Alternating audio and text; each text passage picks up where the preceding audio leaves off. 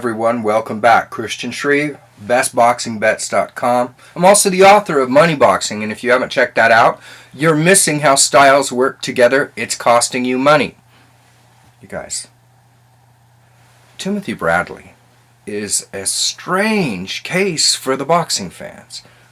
How can he be ranked number 6 in the world by the Ring magazine, and yet come in at number 9 pound for pound, where they list all the champions against each other? He is an interesting case. You know, we have to remember, this was a guy who excelled at 140 pounds. He moved up and distinguished himself well in a newspaper decision, loss to Manny Pacquiao. Then he fought a guy named Ruslan Provodnikov. And to some it's the best, and to some it's the worst. You know, he was dropped a couple of times. He was repeatedly hurt, and some people say, well, this is the proof that he isn't as good as he said he was. And to other people, himself included, he says, now wait a minute. You get a European star that the American audiences don't know. He's twice as good as anyone thinks. He drops me. I keep firing back until I carry the day. What more do you want? You know, so he's in that position where you have a distinguished, and this is a dichotomy, folks. This is another thing with the athlete that's two sides of the same coin. You look at him, and on one level, you say this is somebody who's well established professionally, and then on the other, he is as hungry as a preliminary kid. Mental toughness and conditioning are his fortes, but he's vicious. He feels he's been wronged. You see this type of attitude in a lot of the fighters who prove to be the great ones, who outlast people. Roberto Duran, Marvelous Marvin Hagler, Larry Holmes. They feel that they have this chip on their shoulder, and they are going to come at you. And so it's strange to see in a guy with so much world-class experience, but that's where we are with Bradley. Bradley very well may end up being an opponent for Mayweather. And so what are we looking at? Well, we're looking at a guy who can do everything well. He's, like I said, finely conditioned.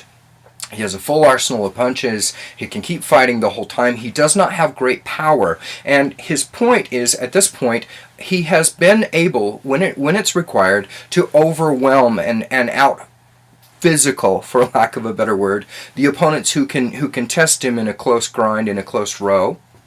But even though he has these attributes, we have to remember that he has a split focus. What does that mean? Well, okay, I said he has a full arsenal of punches, and he does.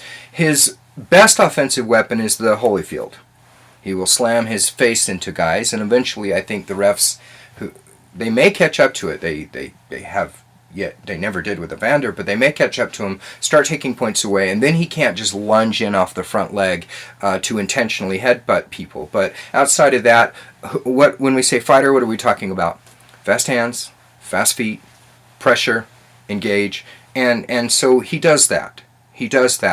And the problem with somebody who's good all around, who has skills everywhere, you know, I mean, he's not great at any one thing, but he has skills everywhere, is that sometimes it becomes a question of which ones are to be developed, which ones are to be used. And this is a difficulty that Bradley has. He gets caught between offense and defense. You see it happen over and over again. Do I react? Do I lead off? Do I counter? Do I rush in? Well, we've seen it repeatedly. It's no longer a situation which invites debate. It's a tendency. And so what does it mean? It means that he gets hit. He gets hit when he shouldn't get hit. So far, he's been able to sustain all punishment. That wear and tear is going to catch up to him eventually. It hasn't, though. So his fallback position is to drive in.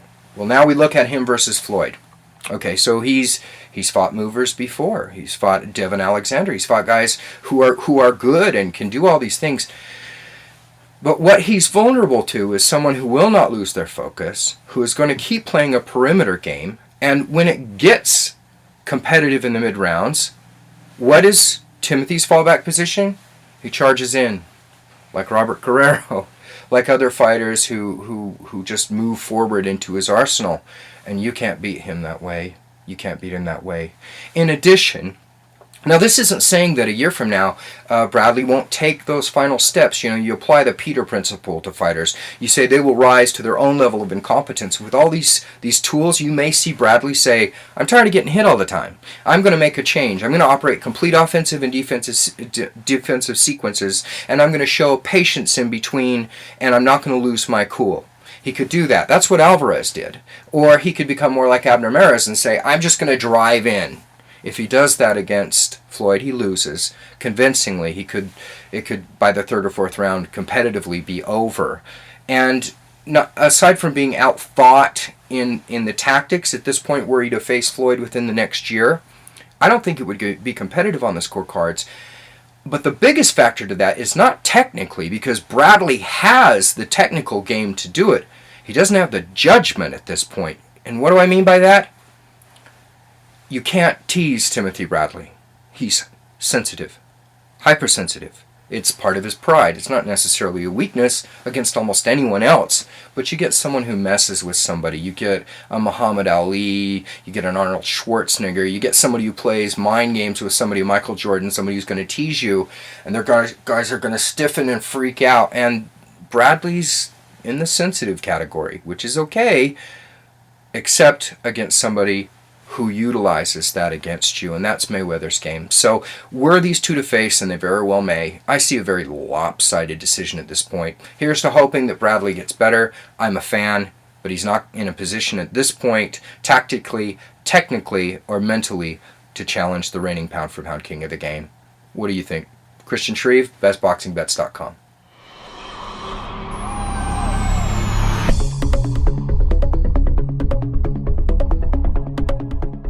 I'm Christian Shreve, and I'm here to tell you about why I think you should own my new book, Money Boxing, which is on sale now.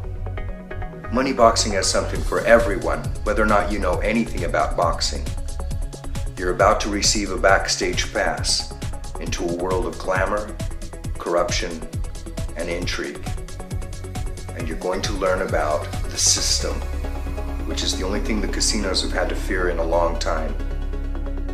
You can own Money Boxing by clicking on the link below now. I think you'll like it.